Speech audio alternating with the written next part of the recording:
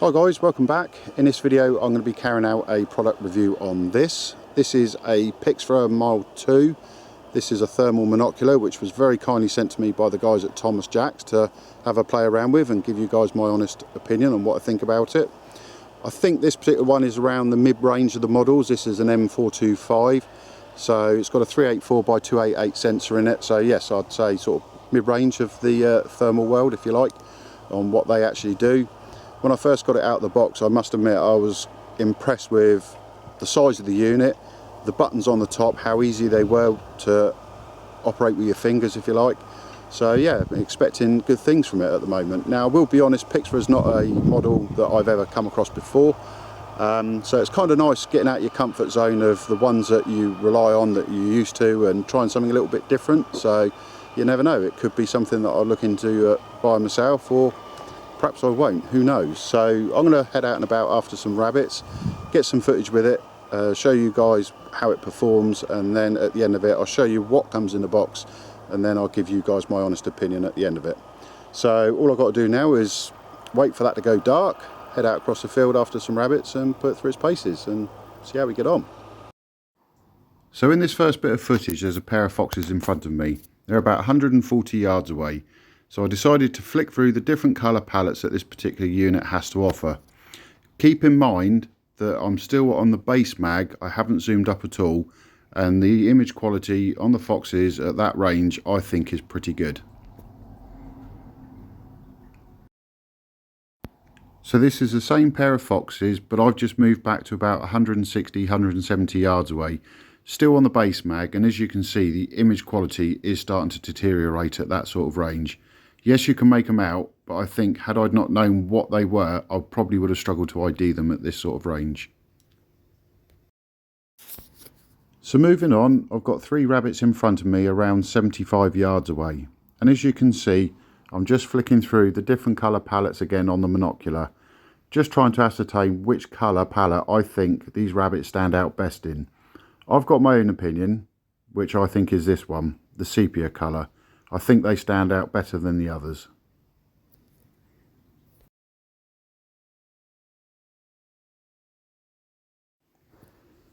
So I'm now in a field with about 5 rabbits in front of me. They are roughly 50 yards away. And as you can see, there's a lot of thistles and tall grass between me and them. And just flicking through the different colour palettes, you can see just how beneficial having a thermal monocular is. And this one really does stand out well at this sort of range. No problem seeing or IDing the rabbits at this particular distance. So this rabbit is about 30 yards away from me at the most, and as you can see, as it's moving around, you can really begin to pick out the detail and definition of the rabbit at this sort of range.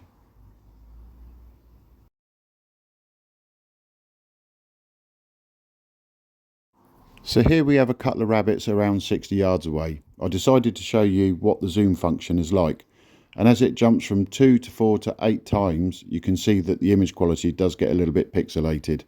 Personally, I don't think there's any need to use this monocular other than on the base mag to get the best picture quality.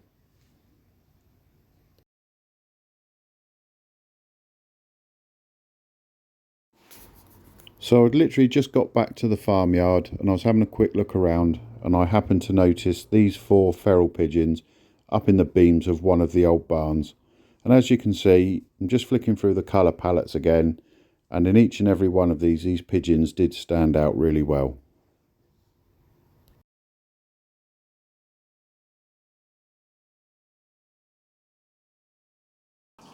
So I managed to have a few trips out and about after the rabbits and put this little thermal monocular through its paces.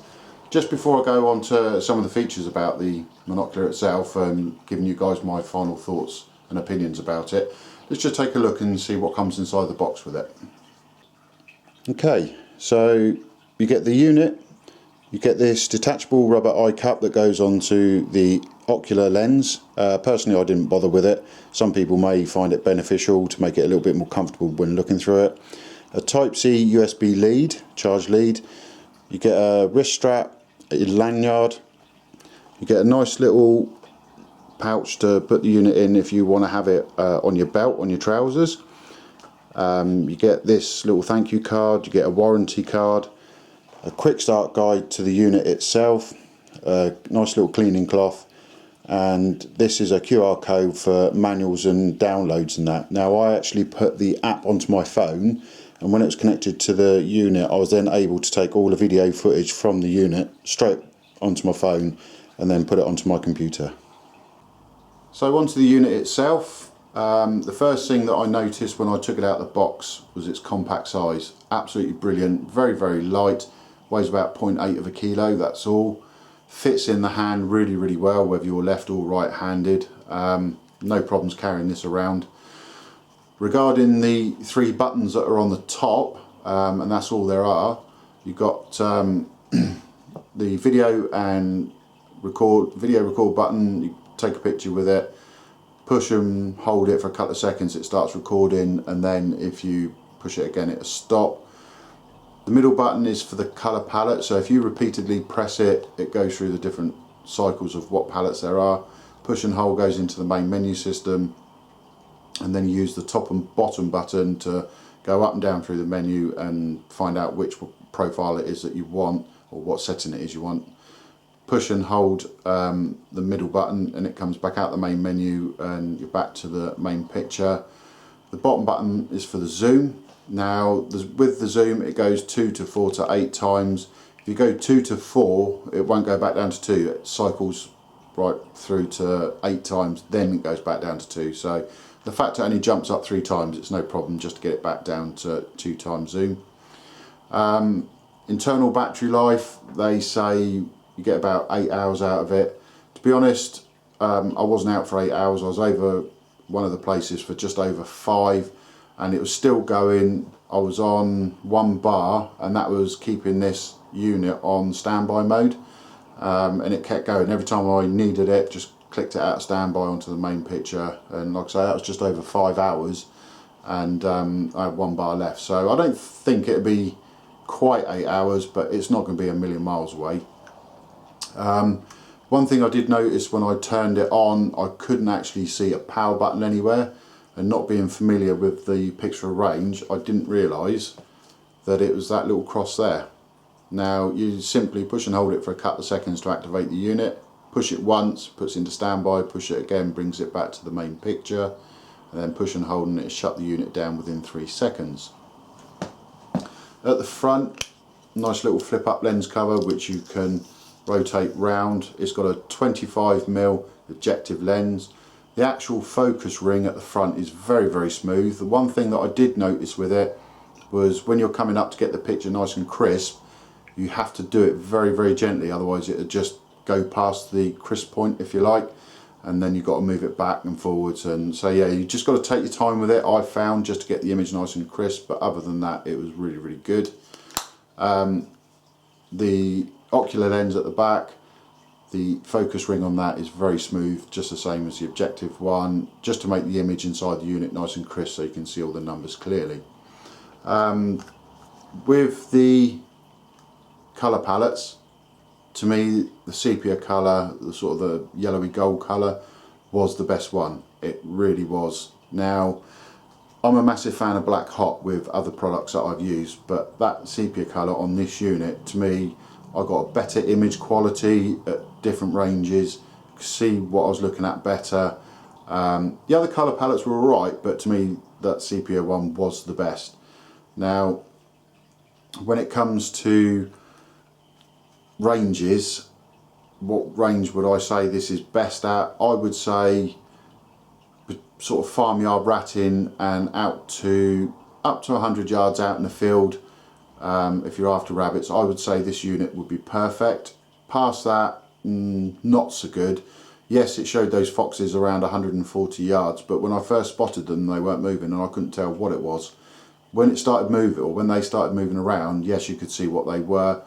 When I stepped back a little bit further out, I think it was about 160, 170 yards, it was getting quite pixelated and couldn't really make out what they were. It was only the fact that I knew what they were, I could ID them. So, like I say, around the farmyards, it'd be perfect, and out to sort of 100 yards for ratting, just put this in your pocket or put it on a lanyard or whatever, it'd be absolutely fine, no problems at all. Obviously you saw in the video, zooming in, it does go pixelated, but when you've got something that's got a 384 sensor in it, most of the time it will. So I was using it on the base mag all the time, and to be fair, anything out to 100 yards, I usually use my thermal scope on a base mag. I just think it keeps the image nice and crisp, it doesn't pixelate, and I can just ID things a lot better. So keeping this unit on the base mag probably is your best option. Would I buy one? Yes, I would. The fact that I've already got a thermal monocular, I'm not too worried about it at the moment. But yeah, it is a nice little unit. Now, there are quite a few of these models in this series. Obviously, it'd be interesting to see what the best one is like. But like I say, this is sort of like a mid-range to high end of the scale. But it is a good little unit, and if you guys are interested, then head over to Thomas Jacks. They've got them for sale. Have a look at their site, you know, or give them a call, email. There'll be somebody there to help you. But I think they're around £950-ish, 959, somewhere around there. So it's a nice little scope for the money, thermal for the money, I must admit. But yeah, it gets a thumbs up from me. I definitely would use it out in the field after the rabbits, like I say. So yeah, for a product that I've never really heard of or tried before, for sort of a mid-range, yeah, I'm impressed with it. I really am. And the fact that it's just got 3 buttons there to go with is brilliant. And the fact that it's lightweight, they've kept it nice and simple, nice and basic, and it works. It really does work. They haven't overcomplicated things. So yeah, so thumbs up from me. So that's pretty much it, guys. Like I say, if you are interested, head over to Thomas Jacks, and I just want to say a massive thank you to them again for sending this out to me. It's been a pleasure to use it. It's a cracking little unit. So for now, guys, that's it. Any questions, leave in the description below and I'll answer them the best I can. But like I say, if you are interested, head over to Thomas Jacks and they'll be able to help you out. So for now, guys, thanks very much for watching, and I'll see you on the next one.